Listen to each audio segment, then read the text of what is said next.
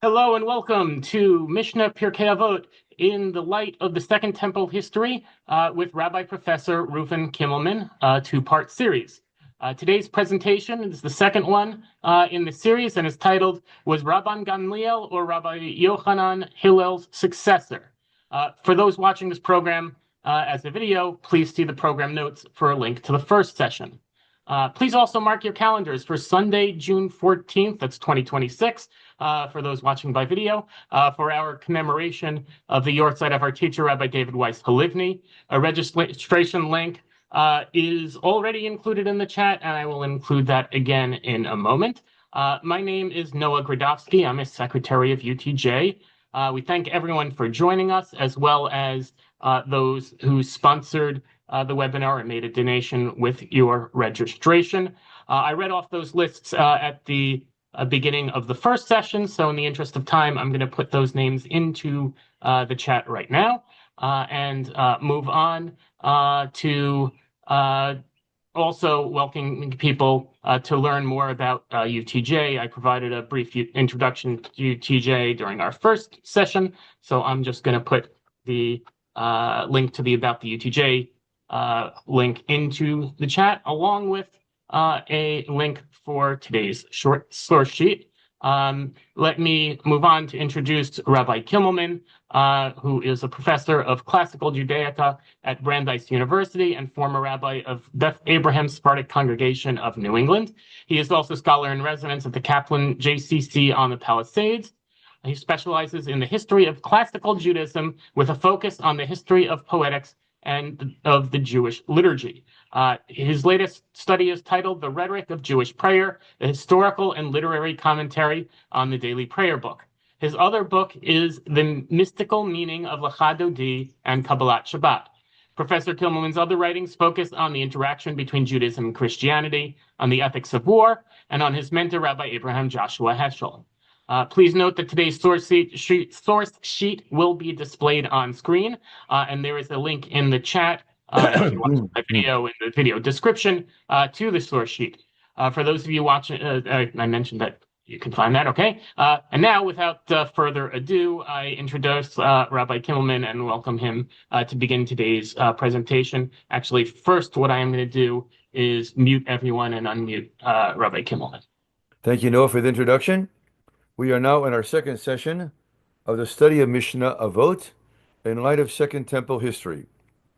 Today, we're going to focus on the famous statement of Hillel, well known, rarely properly understood. Hillel, in the very first chapter of Avot, says, Heve mi talmidav shel Aaron, ohev shalom, rodef shalom, ohev et habriot, umakarvan laTorah. Now, we like to attune our ears to how this would have been heard at the Second Temple period. What is radical about this? And what is innovative about this? The most radical thing is the opening line. It says, Heve mi talmidav shel Aharon. This idea that one links up with Aaron, the high priest, through discipleship would be almost unheard of in the Second Temple period. In the Second Temple period, the major ideological fight was between the Pharisees and the Sadducees, and the source of authority of the Sadducees was the Mikdash, and its leadership was the priesthood. The priesthood established its bona fides by tracing its lineage all the way back to Aaron. In fact, there were conflicts among the priests who are the authentic descendants of Aaron. Comes along Hillel about the year 0 and says the relationship with Aharon is not by birth, but by discipleship. That would be a radical statement. The relationship to Aaron, a man whose dynasty is established by birth, from father to son, and this has been going on close to 1,000 years up to Hillel, and he makes the radical innovation that one can relate to Aharon by being a Talmid. And therefore, Aaron is like his teacher. So you have a relationship of Rav leTalmid, as opposed to father and son through the lineage of the kahuna. Now, then you would expect some kind of statement. If you are a disciple of Aaron, then you imitate Aaron. How do you imitate Aaron in the Second Temple period?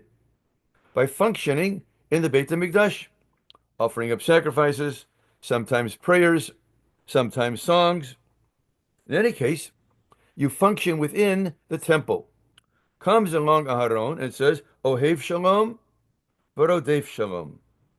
Now this line takes on a peculiar historical meaning in light of Josephus, who argues that the revolt against Rome simmered specifically in the Mikdash, and the young Kohanim were among those who wanted to revolt first and wanted to refuse the daily offering in honor of Caesar, which expressed the loyalty of the people in the country to Caesar. Comes along Hillel, and says, if you follow Aharon and you claim the throne of Aharon or the mantle of Aharon, you should be what? Ohev Shalom, V'rodef Shalom, and not initiating efforts to bring about a break in relationships between Israel and Rome, which will lead to war. Then he makes a more radical statement. He goes, Ohev et Habriot. Now this is another popular image of Aharon, found in the Navi, where Aaron sought to reconcile people. So if people were in fights, or they got into an argument with each other, he'd walk up to each other separately and tell the person how bad the other felt. When the other person felt so bad, the other person felt bad. And when they got together, they were reconciled. He did the same thing between husband and wife. So the popular image of Aaron in the Navi, but not in the Torah, is Ohev Shalom, V'rodef Shalom, Ohev et Habriot. The remarkable thing here is Ohev et Habriot is connected to Umakarvan la Torah. So just like Ohev Shalom, V'rodef Shalom is connected by a Vav, and the two phrases go together, so do Ohev et Habriot, Umakarvan la Torah, as if to say, Mehohev et Habriot is a methodology of Mekarvam LaTorah. Now, the word Briot is rarely used only for the people of Israel. Ohev et Habriot means who loves all those who've been created. Love humanity. And if you love humanity, what can you do? Mekarvan LaTorah. Now, what does Mekarvan LaTorah mean? So this may be the first example we have in Judaism where the word Torah stands for Judaism. Up to now, you have the expression Talmud Torah, Lomdim Torah. You study Torah, which is a book. You study a text. But here, Mekarvan, he brings them close to what? Torah. You can't translate the Torah meaning Sefer Torah. Rather, this is probably the first example, as I just emphasized, that the word Torah becomes this synonym, or almost a metaphor here, for Judaism. Now, this would mean that Hillel is promoting conversion. Now, the question is there any evidence of Hillel promoting conversion? And is that a model? And if you were, then Ohev et Habriot, through the love of humanity, you bring about bringing them, humanity, close to the Torah, which probably means conversion. This interpretation is supported by two major sources. One is found in Bavli Shabbat, at least his most famous example, where Hillel and Shammai are compared, specifically in their receptivity to converts. So there we have in Shabbat 31a, a case of a goy echad, a non-Jew, who came before Hillel, or came before Shammai, and Amar lo, he said to him, convert me, gaireni amanat shetramdeni kol haTorah kula, keshani omeid al regel achat. So, this sounds like an absurd request. How could you teach the whole Torah while a person is omeid al regel achat? So even the phrase omeid al regel achat is subject to major debate. There are those who say if a person came to convert, he must have been a Roman citizen. If he's a Roman citizen, he must have spoken Latin. Therefore, this is a Hebrew rendition of a Latin expression. And they argue that omeid al regel achat, the word regel is not a Hebrew word, but a Latin word, spelled R-E-G-A-L-E, meaning teach me the whole Torah on one regel, one rule, one law. So Shammai is very offended by this, pushed them off with some type of instrument for building, and chased them away. The next person, Baal Lifnei Hillel, came to Hillel and he says, convert me. Amarlo, dalach sanei,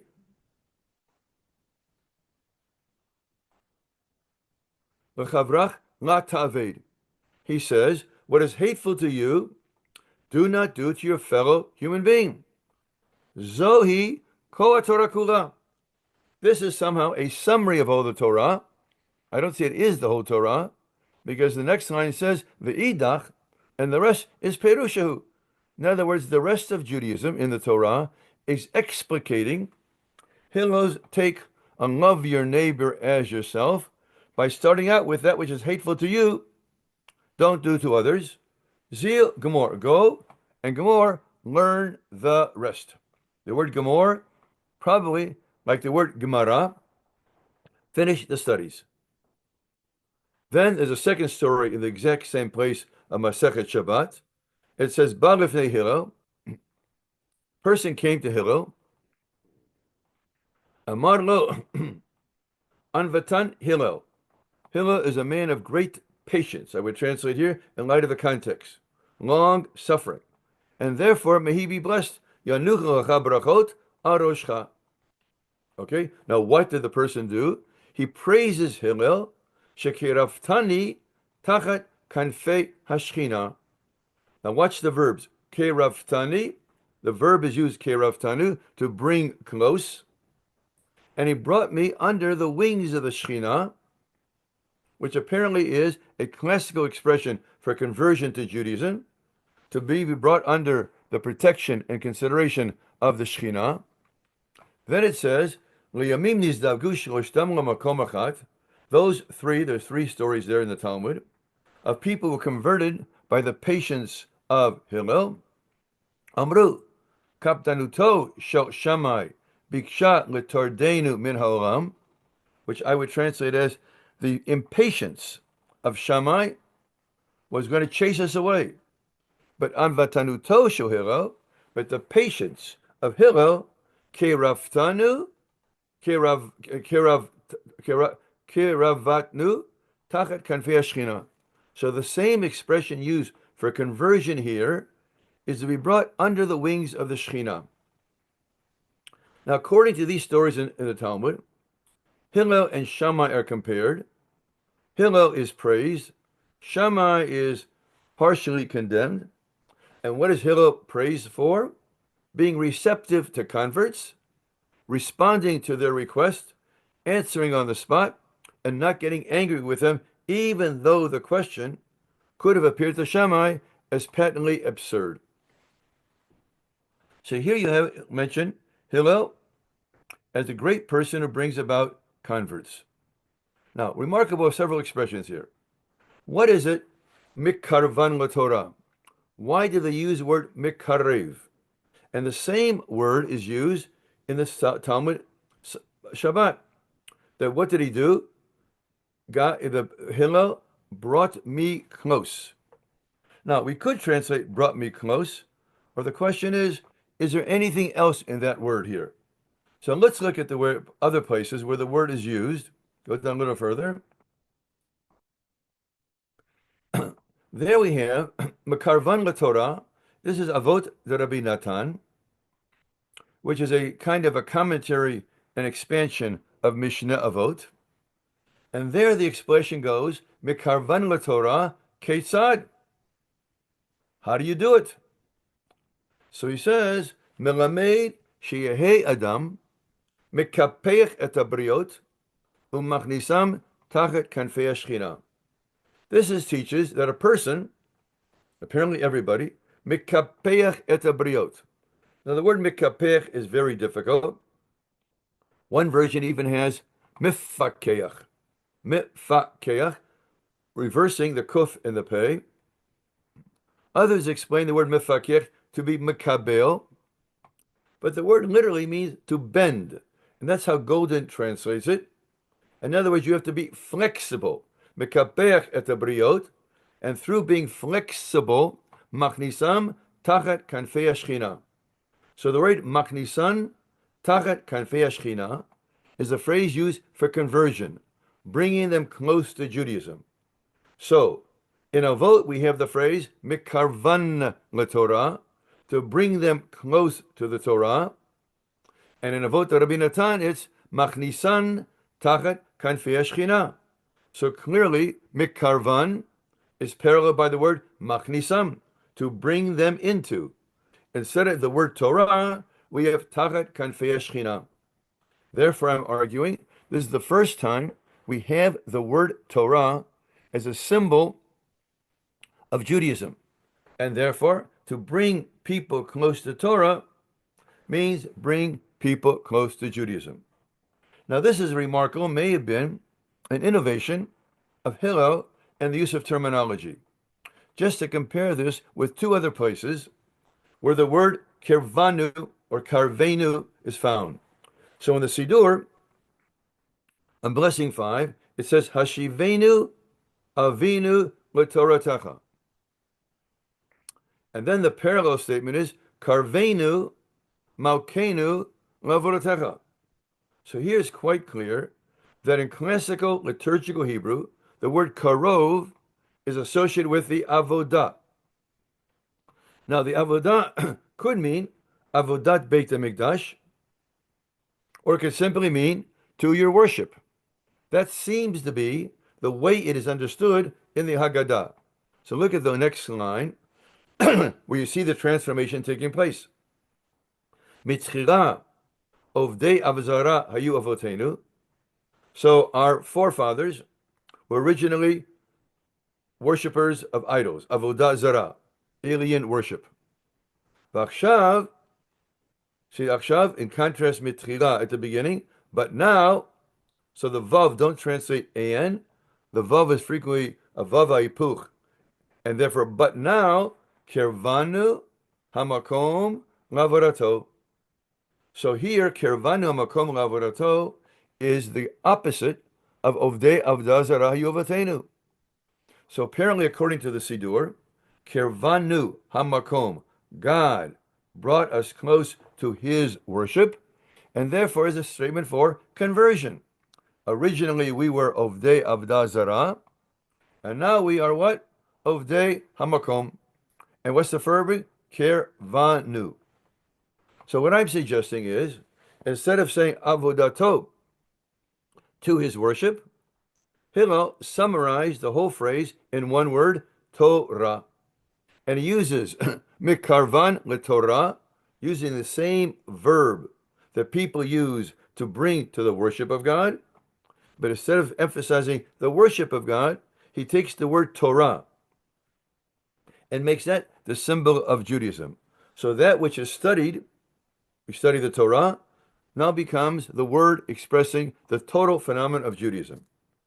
Now the question is there any outside evidence that a man like Hillel, who lived about the year 0, could involve in conversion efforts? So it's remarkable. We have 3 sources which seem to testify to that. Actually, there are others, but these are the strongest. So let's go down further and see what happens here. The first is found in Matthew. In Matthew, chapter 23:15, we have a citation there of citing Jesus to the following. Now, Matthew is likely the late 1st century, about the year 90, although some scholars actually think it was before the year 70, and want to put it as early as 50 or 60. In any case, what is remarkable here is Jesus, about the year 0, lives about the year 33 or so, and his teacher could have been, from the point of view of chronology, Hillel. Hillel probably was perceived as the head of the Pharisees, or at least one of them. And look what he says to them. Woe to you, teachers of the law and Pharisees, you hypocrites! You travel over land and sea to win a single convert. And when you have succeeded, you make them twice as much a child of hell as you are. And then two other places in the Gospel of Matthew, Jesus emphasized, I was only sent to the lost sheep of Israel. So from the statement of Jesus, and we're assuming this is an authentic statement of Jesus, in any case, it fits the chronology. Meaning, at the time of Jesus, it could have easily been that Hillel was the major or one of the two major Pharisees, and his position on conversion was so well known that it was condemned by those who opposed it. Among them was Jesus. So look at the words again. He says, woe to you, teachers of the law and Pharisees. So apparently the "and" is like i.e., you are hypocrites. What do? You travel over land and sea to win a single convert. And when you have succeeded, you make them twice as much a child of hell as you are. So this is one of the best testimonies we have. And in the first century, not only were the Pharisees involved in conversion, but they were condemned by those who thought not only should it be Jews first, but it should be Jews only. Because otherwise, in other places, Jesus says, I was sent only to the lost sheep of Israel. So Jesus, in this text, is totally Jewish focused. And the Pharisees are concerned with conversion. And this would fit in almost superbly with Hillel's statement that Ma'ohev et habriot u'makarvan laTorah, meaning through the love of your fellow human being, for which Hillel was well known for. After all, he reduced, as it were, the whole Torah to one single statement, which is kind of a negative formulation of v'ahavta l'recha kamocha, by saying that which is hateful to you, do not do to your fellow human being. Therefore, including everybody. So this statement by Matthew seems to correspond for other things we know about Jesus and other things we know about Hillel as the head of the Pharisees. Now, was this effort at all successful? It says you travel over land and sea. So where would you most likely go to? Go to Rome. So it turns out that we have a source by a famous Roman author called Juvenal. He wrote a book of satires, and the satire, book 14, lines 96 to 106, in the early 2nd century. Now, we don't know, he could have written this in the 90s, 100, 110, we're not sure. But it testifies to something going on in Rome. What does he say? He says the following: some who have had a father who reveres the Sabbath worship nothing but the clouds and the divinity of the heavens. Now, don't forget, he's writing a satire. He's making fun of Jews. What do Jews do? Well, they don't have idols, so you can't see them worshiping, let's say, a statue of Zeus. But they turn up to the sky. So therefore, how do you make fun of them? They worship nothing but the clouds. They don't worship idols, meaning they turn upward. And the divinity of the heavens, like Avinu Shebashamayim. And then, what's the next line? And see no difference between eating swine's flesh, from which their father abstained, and that of man. So in other words, he's making fun of Jews who are as horrified at eating pork as they are at eating human flesh. And then it says, and in time they take to circumcision.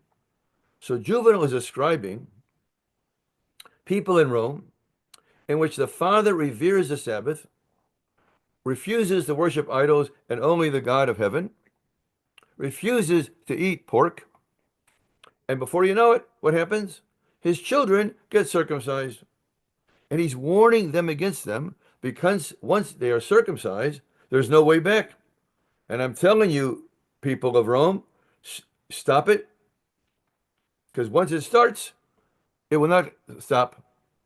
So then he goes on to say, having been wont to flout the laws of Rome, they learn and practice and revere the Jewish law. So another condemnation of Jews, that they observe the Jewish law, and in juvenile's imagination, if you observe one law system, you can't be obeying another law system. Therefore, he claims they flout the laws of Rome, and they learn and practice, meaning they not only practice Jewish law, they study Jewish law. Now, this is a very important line, because about the very same time, Josephus, the Jewish historian who wrote in Rome, emphasizes that one of the differences between Judaism and other religions or legal systems of the day, he said in Rome, if you want to know the law, you walk up to a lawyer, and maybe the lawyer knows it. But in Judaism, if you want to know the law, you can walk up to any elementary kid and ask him something, and he'll quote verses. So he argued that Jews are knowledgeable of their law, comparable to lawyers knowledgeable of their law. So he emphasizes juvenile. They learn and practice. Many people conform to the legal system, but they don't study it. Okay? But here he says Jews learn and practice and revere the Jewish law and all that Moses committed to a secret tome, meaning they study the whole Torah. The word secret simply may mean it's written in Hebrew, a language not known to juvenile. Now watch the next lines. Forbidding to point out the way to any worshiping the same rites. Right? This is a constant condemnation that Jews are especially considerate of fellow Jews, but not of others. Now watch this. And conducting none but the circumcised to the desired fountain. In other words, you really want to have access to Judaism, you have to become a Jew. How does one become a Jew? Of course, the males, they get circumcised. Now, who is to blame for all this, says Juvenal? For all which the father was to blame. How did the father start the whole process? He gave up every seventh day to idleness, keeping apart from all the concerns of life. So this is remarkable, because according to Juvenal, the practice of Judaism, which apparently was most pervasive in Rome, was keeping the Sabbath. Then apparently number 2 was kashrut. And number 3 was the point of no return, was circumcision. Now this emphasis on the Sabbath, as pervasive in the Roman Empire, is found in another source, which is just as illuminating. So we go down to the next source, and we find it from Josephus. Josephus wrote a book called Contra Appian. Appian was apparently an Egyptian who wrote a book against Judaism, one of the most famous anti-Jewish tracts in antiquity, and who also lived at the turn of the 1st century. So the comment from Matthew, and the comment from Juvenal, and the comment from Josephus all could be about the same time, within a decade of each other. He says the following: the masses have long desired to adopt our religious observances. This is Josephus. The masses are meaning what? In Rome. He goes on to say, there is not one city, Greek or barbarian. Barbarian just means you don't speak Greek. Not a single nation in the whole Roman Empire to which our custom of abstaining from work on the 7th day has not spread, and by which our fast and lighting up lanterns and many of our prohibitions as to our food are not observed. So according to Josephus, we're not talking about conversion, but there are many religious practices which have been adopted. They regard the Sabbath, lighting up lamps may also refer to the Sabbath. Our fast may refer to Yom Kippurim, although it's not clear. But the main thing is very clear, and our prohibitions as to our food. So now we have 2 people, very different, one Josephus, one Juvenal, in describing the attraction of Judaism to the Romans. Both emphasize the Sabbath and dietary laws. Josephus does not talk about circumcision. He doesn't about conversion. He says people have adopted our religious observances, and both Juvenal and Josephus testify to the spread of the observance of the seventh day, the Sabbath. Now, some people claim that based upon this is how the Roman Empire adopted a 7-day week. There was not a 7-day week before Rome, and it probably comes in the 2nd or 3rd century. We're not clear. Probably was a gradual process before it's finally got a certification by the government. So many people say the reason you have a 7-day week because during the Roman Empire they discovered the planet Saturn, and therefore have a seventh day, the seventh planet, Saturn Day, which we call Saturday. That's kind of silly. It doesn't explain why you would change a practice. Most governments will adopt practices because much of the practice is already practiced by the people and therefore causes minimal disturbance. So the other explanation is the Jewish practice of the seventh day was sufficiently noticeable in the Roman Empire. Apparently, there were sufficient numbers of people who adopted the practice to make it quite easy to transfer into a 7-day week already because so many already observed it. In any case, both Juvenal and Appian referred to that. So now we go back to the statement of Hillel, and it takes on a reality which would not otherwise known. And the reality is confirmed by two types of sources. One is the sources of Hillel himself, in which he says, Mekarvan LaTorah, and interesting enough, in Avot Rabbi Natan,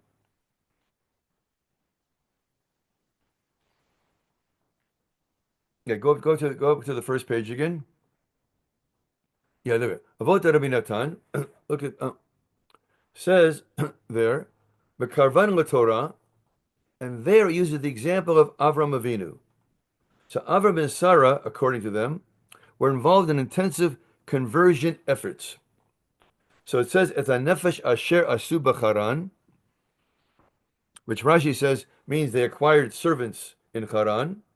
Says according to Midrash Agadah, Et nefesh asher asu b'charan is a Sarah and Abram ensouled the people. Et nefesh asher asu, ensouled the people, and the ensoulment meaning their conversion to Judaism.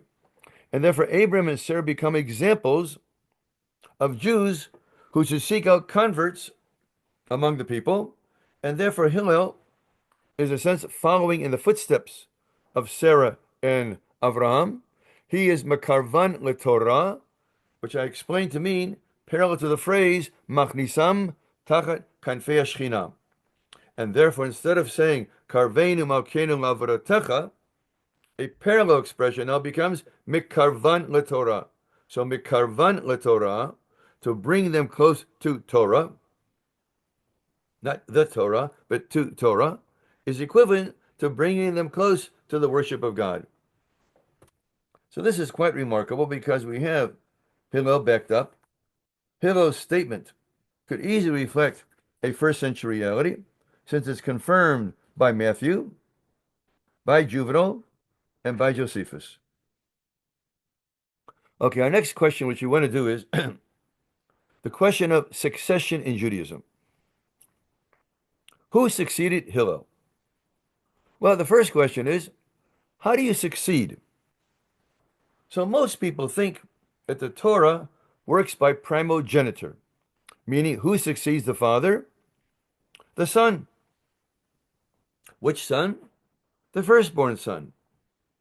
But if you check it out, it's very difficult to find a single example in the whole Torah of a firstborn son succeeding his father.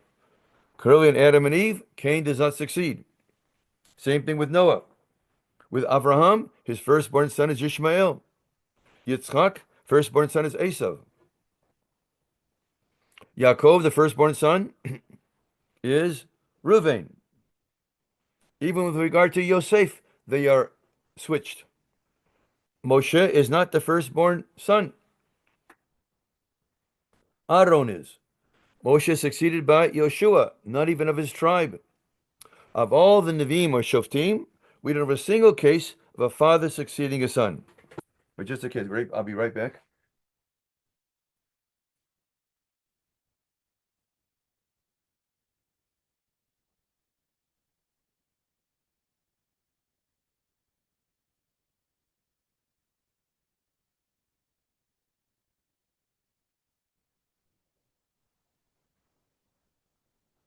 I paused recording. I have to remember to make sure I start recording again. It's interesting. Even our own with the Kahuna, where succession is, presumed to be uh, genealogical, that two of his sons die, so he's not succeeded by his oldest son, if I recall correctly. He is succeeded by his remaining live son. Even in a system where basically firstborn succeed routinely, that's not if they're dead. Okay, so let's respond to that. Okay, hold on. Let me resume recording. Yeah. Okay. Respond to that. The good example of this, in all of Breshit, the firstborn son does not succeed the father. In the whole Torah, we don't have any case of the firstborn son succeeding his father by taking his position.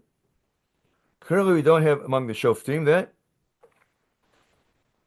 even though there may have been several efforts, Shmuel's sons do not succeed him. We don't have a single Navi who fathers a Navi, either a Navi or a Neviah. So where do we find this? Even at the end of the Torah, Ezra and Nehemiah are not succeeded by their firstborn sons.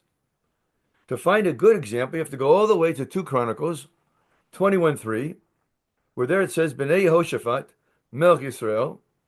Now watch it. Vayitein lahem aviyem matanot rabot, lekesef lezahav, lemigdanot, le'arei mitzuyot, Yehuda. He divided up to all his sons. He gave them presents. Watch this. Ve'et hamamlacha natan lihoram ki hu habachor. Here you have explicit statement. The reason he succeeded him in office, he is the Bachor. So we thought was the rule is almost the exception that proves the rule. Any case, Yehoram becomes king and immediately kills off all his siblings. So from the point of view of succession in the Tanakh, the idea of primogeniture is hardly obeyed or complied with at all. Now the question is, let's go to Avot. Avot, we also have a whole chain of succession. We go to Moshe Rabbeinu, then we go to Yeshua, then we go to Zkenim, we go to Nevi'im, Anshe Knesset Gedolah. Not a single example of a father bequeathing his position to his son. Now we come to Avot. In Avot, in the first chapter, we have a list which goes all the way back to, let's say, Shimon HaTzadik, let's say it's 200 BCE, all the way to Rabban Gamliel, which is after the destruction of the temple. So it's about 300 years. How many people succeed their father? So up to Hillel, nobody succeeds their father. Hillel v'Shammai, kiblu mehem. The previous generation, kiblu mehem. The previous generation, kiblu mehem. But none of them is a father bequeathing his position to a son. It first starts in Avot 1:16. There was Rabban Gamliel, who is supposedly the son of Hillel, right? We quote him. Then is remarkable is the next line says, Shimon Beno. Emphasize not just his name, what his son. So in other words, who got it? Who succeeded him? His son. Shimon Beno Omer. Then the next statement is Rabbi Shimon ben Gamliel. And remarkable is the last line here. It says, the world stands on 3 things. Al Shosha Devrim Haolam Omeid. And instead of saying Al Torah, V'al Avodah, V'al Gimur Chasadim, the 3 things which Avot more or less begins with, here it says Al Hadin, al emet v'al shalom. Many people compare the two, but the main thing is Rebbe, who probably organized the first chapter of the Mishnah, makes sure that his father, or maybe grandfather, has the last word, and the words he chose to use to conclude chapter 1 correspond to the beginning of Shimon HaTzadik, as if to say Shimon ben Gamliel is the legitimate successor of Shimon HaTzadik. Both made statements in which the world stands on three things. They agree. They just don't agree upon the exact content. One says al Torah, al Avodah, v'al Gemir Chasadim, and Shimon ben Gamliel either has an alternative or more likely a complementary one, because they don't really talk about the exact same things. And he has a verse to back him up. Al Adin, Al Emet, V'al Shalom. Now this formulation underscores that Shimon HaTzadik does not back up his term with a verse. Al Torah, Al Avodah, Al Gemir Chasadim. Because there is no verse in the Torah or the Tanakh which puts Torah before Avodah. In the temple period, the primary institution was Avodah, the temple. If anything was second to it, it would be the Torah. But nobody would put Torah above Avodah, because that means the students of Torah would take precedence in leadership over the Kohanim. And that the Sadducees could not agree to. Came along Rebbe and starts a shalshelet. We have a dynasty. Starts with his probably great-great-grandfather, but then in Avot chapter 2, it concludes. Chapter 2, Avot 1. Rebbe Omer. So Rebbe, chapter 2, watch how Rebbe organizes Mishnah Avot. He begins the second chapter with himself and finishes the first chapter with his father or grandfather. Therefore, he's arguing that I am the legitimate successor of my father, who is a legitimate successor of who? Hillel, the hero, or became the hero, of the Pharisee movement. And not only that, who is Rebbe succeeded by? Rabban Gamliel, but no Rabbi Nasi. So emphasize again, his son. Now we come across a very difficult line, 2-4. Hillel Omer. So there's a great debate among scholars. Who is this Hillel? Because it turns out that a descendant of Rebbe, probably a son, if not a grandson, of Rabban Gamliel ben Rabbi Nasi, had a son called Hillel. When he named his son Hillel, the more famous Hillel became known as Hillel HaZaken. In other words, he became HaZaken because there was another Hillel, and they had to distinguish between the two. So there are those who argue that Hillel is a direct descendant of Rebbe. Others argue that Hillel goes back to the Hillel of chapter 1, Hillel HaZaken, the famous Hillel of the Haggadah, the famous Hillel of Avot, Hillel Omer. And the fact that it doesn't say Rabbi or Rabban Hillel, but just Hillel, would reinforce it. But what really reinforces it is the next comment. The next comment says, Rabban Yohanan ben Zakkai, Kibel mi Hillel v'Shammai. Now, why would you jump way back, Rabban Yohanan ben Zakkai, which goes back, let's say, Rabban Gamliel is about the year 275. Rabban Yohanan ben Zakkai is about the year 200, give or take a generation. So you're jumping back about 200 years. Unless the Hillel is the real Hillel of temple period, and Rabbi Yochanan ben Zakkai claims to be the successor of Hillel and also Shammai. Now, why is this there? So apparently there was a great debate in rabbinic circles on what is succession. Is succession by sonship or is succession by discipleship? And of course, those who wanted to establish the patriarchal house of Rabbi Yehuda Nasi were arguing for sonship. And the argument is if the son is worthy, he should what? Succeed his father. The other position, which Rebbe apparently was forced to put into a vote, argue that discipleship counts. And if one reads Mishnah Avot, one sees that discipleship is decisive, much more than sonship. So what does he say? Rabbi Yochanan ben Zakkai kibel mi Hillel v'Shammai. So who is Rabbi Yochanan ben Zakkai? So according to other sources, he was the youngest student of Hillel. And he says, Im hu hayomer, im lamarta Torah harbe. If you studied Torah, al tachzik tova latzmach. Don't think you're so great. You know why? Ki lechach nazarta. All you're doing is fulfilling the mandate of your birth. When a person is just fulfilling the mandate of his birth, he shouldn't be what? Take credit or try to lord it over others. And the next line is extraordinarily successful because Rabbi Yochanan ben Zakkai had 5 famous disciples. All apparently what? Great students of Torah, since they're quoted all over the place. So Chamisha Talmidim hayu lo Rabban Yochanan ben Zakkai. Now, who can name me the father of Yochanan ben Zakkai? What do you know about him? And the answer is nothing besides his name. Even more surprising, who were the children of Yochanan ben Zakkai? What were their names? How famous did they become? So it's quite remarkable. We don't even know who they are. So Rabbi Yochanan ben Zakkai continues his tradition that discipleship takes precedence over sonship, and there's very little basis in the Tanakh itself that the son succeeds the father. That is true of the kahuna, because that is established by birth.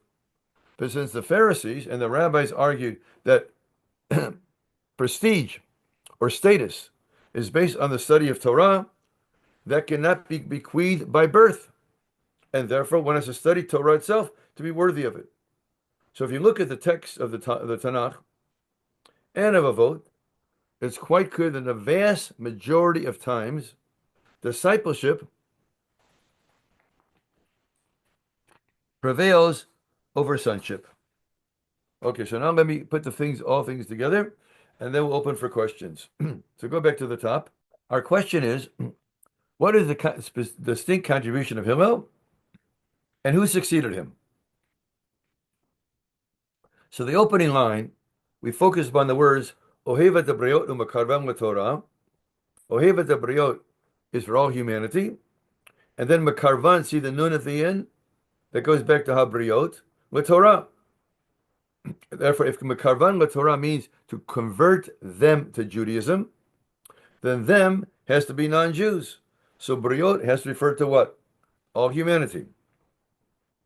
Then we found out that this statement, that Hillel is an advocate of conversion through good relationships with non-Jews, is reinforced by the stories in Masechet Shabbat 31a. And there, Hillel is contrasted with Shammai, and Hillel's approach to converts is contrasted with Shammai.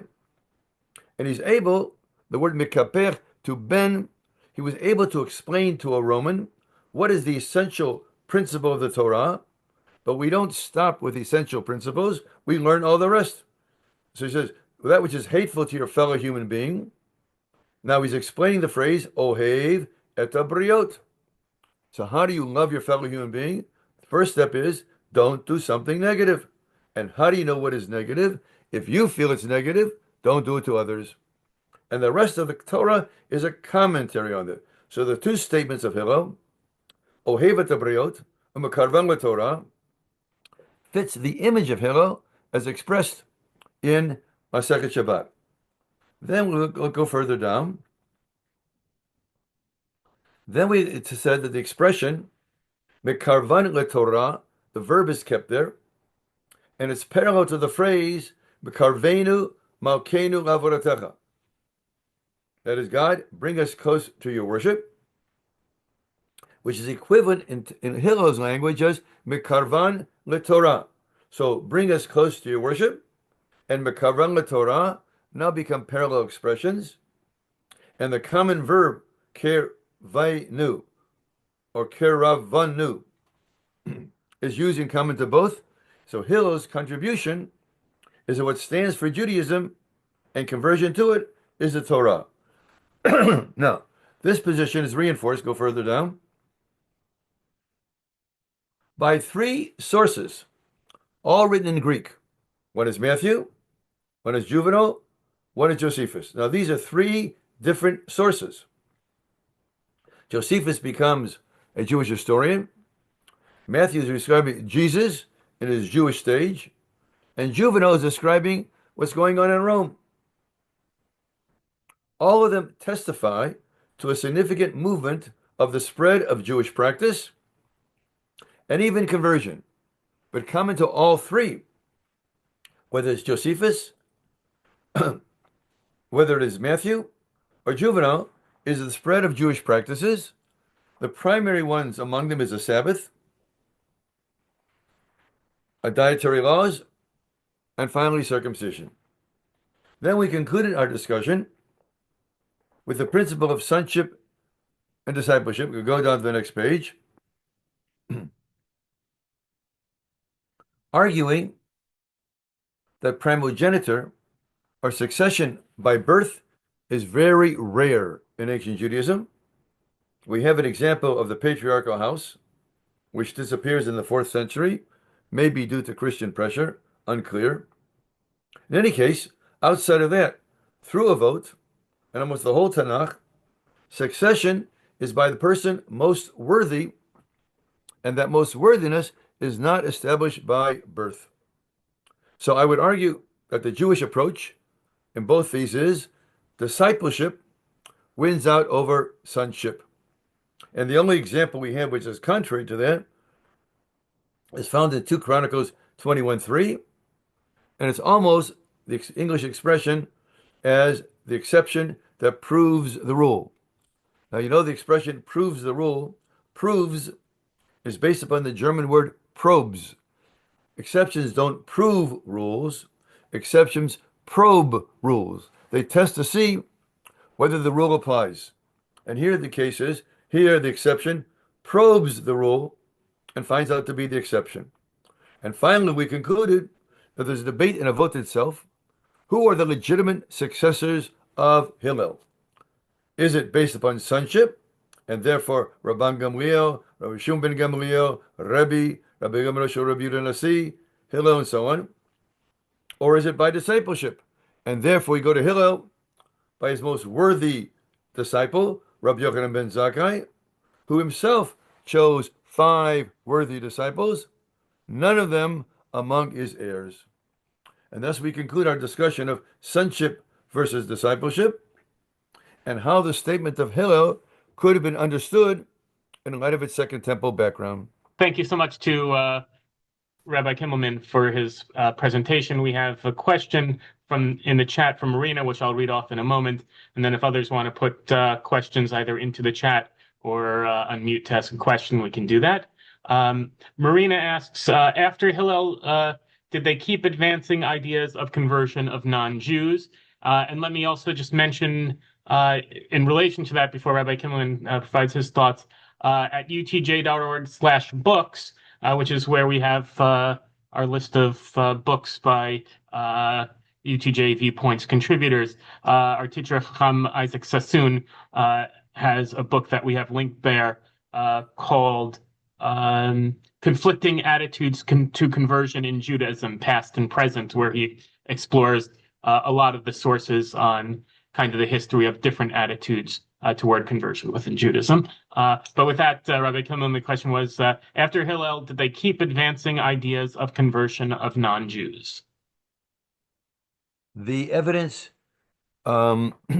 is ambiguous. We have pro and con evidence, but I'll quote you 3 statements which may reflect on this reality.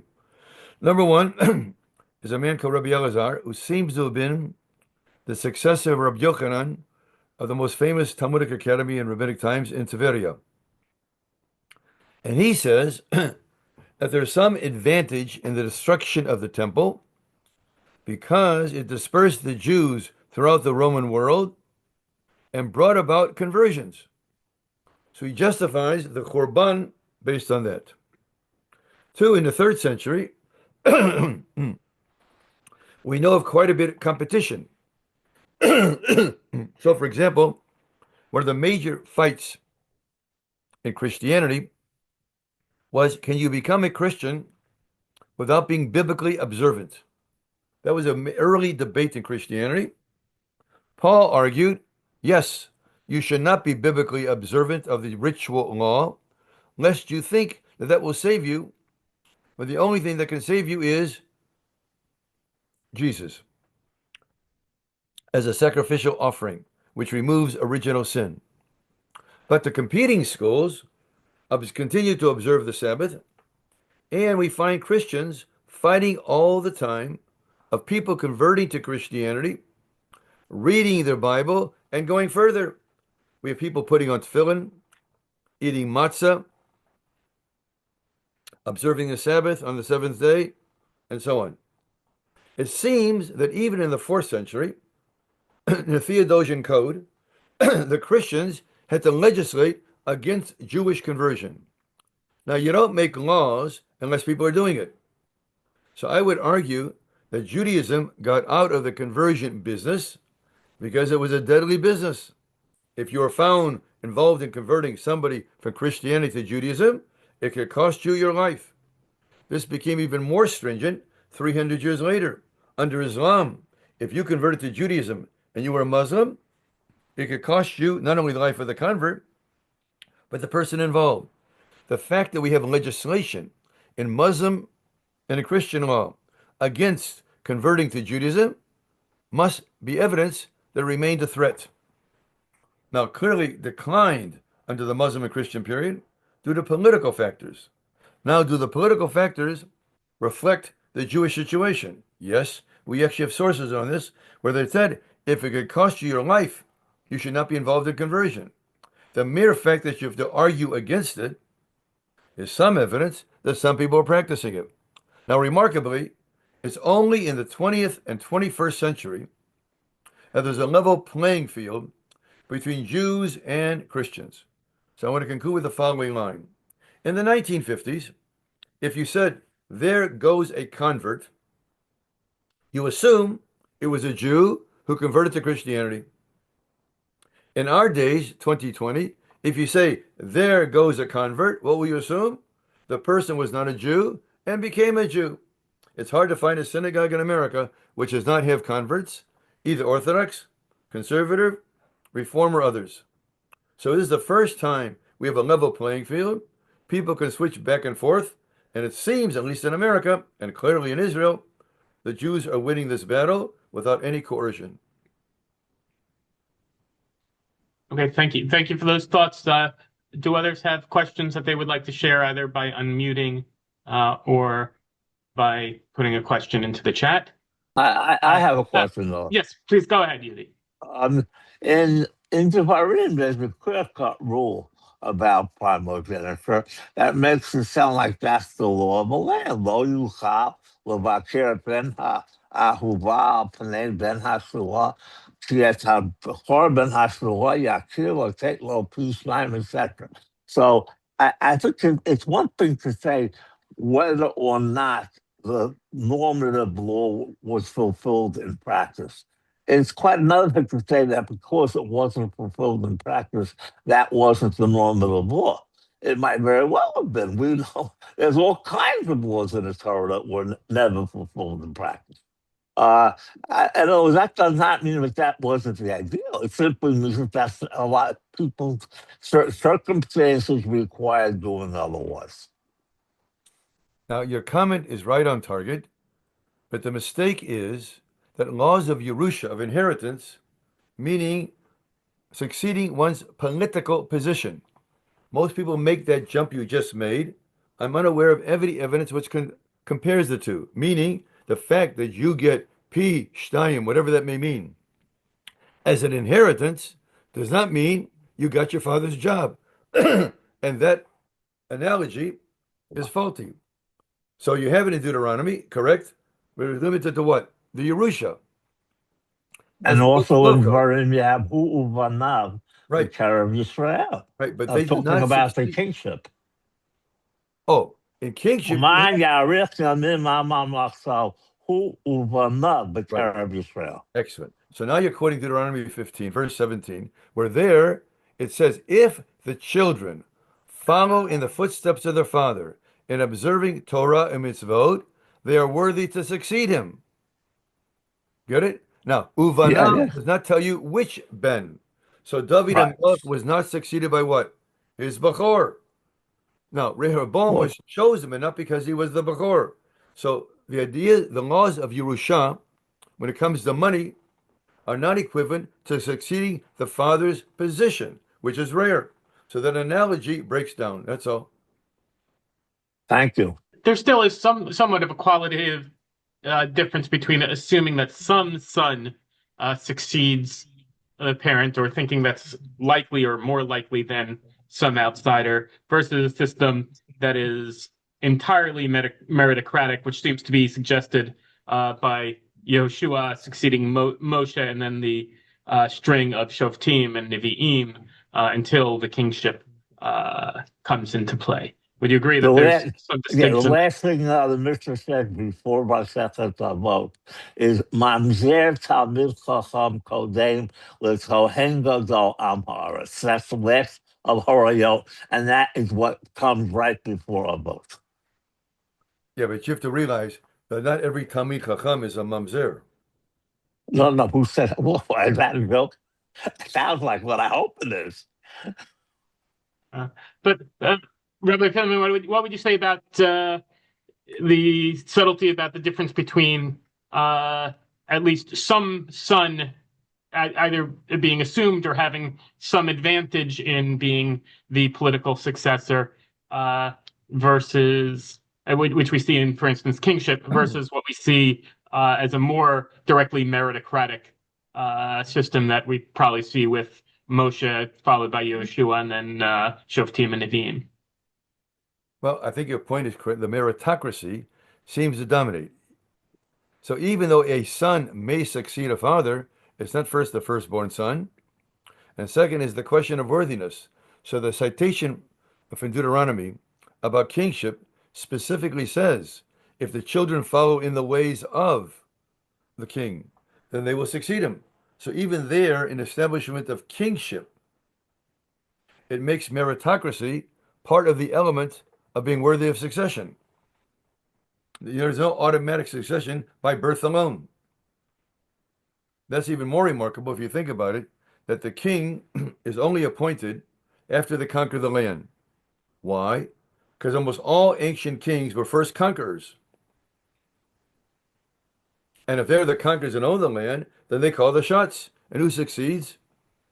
Their children. Okay? David HaMelech did not have a firstborn. In fact, almost no king does. It's remarkable. Only people do it. And by the way, even the Kohanim, as we know from the Torah, not only the firstborn always succeeds. Now, you have to be born of a Kohen to be a Kohen. So you have no choice in that matter. But it's just a matter, in light of a system which could have easily developed into a hereditary system, it's quite amazing to what degree the meritocracy plays a role. I forget if it's clear that Nadav was Aaron's firstborn, in which case that too is going to be an example where the firstborn of Aaron doesn't succeed him because of predeceasing. And that's in the priesthood, Kal V'chomer. It is clear. By Taylor Law and Nadav, that's in chapter 6 of Promote. You get a list of 4 sons in order. So I think that's clear that Nadav is the Bechor. But I still don't agree with the statement that the fact that the third son succeeds because the first 2 die means that that undermines the idea of fathers succeeding fathers. Then sons can succeed. Abigail the text says Abigail gave birth to Kilab. What happened to Kilab? Well, since you never hear another word about him, Chazal assume, and I think correctly, that he died, and he should have succeeded after Amnon otherwise. Okay, the question is that the exception which probes the rule. Right. Let's leave this here. Really very interesting discussion following an excellent presentation. Thank you to Rabbi Kimelman for his presentation, to everyone who participated, and to those who sponsored and made donations. Again, sponsors, I'm just put into the chat again. A reminder, please join us next Sunday, June 14th, for our commemoration of the Yortzeit of our teacher, Rabbi David Weiss Halivni. I put a registration link in the chat, and email coming out with a video will include that link as well. We do welcome and encourage your feedback on this webinar, and the link is in the chat as well, and will be included when we email out video. Thanks once again to everyone, and have a excellent rest of your Sunday. Shalom.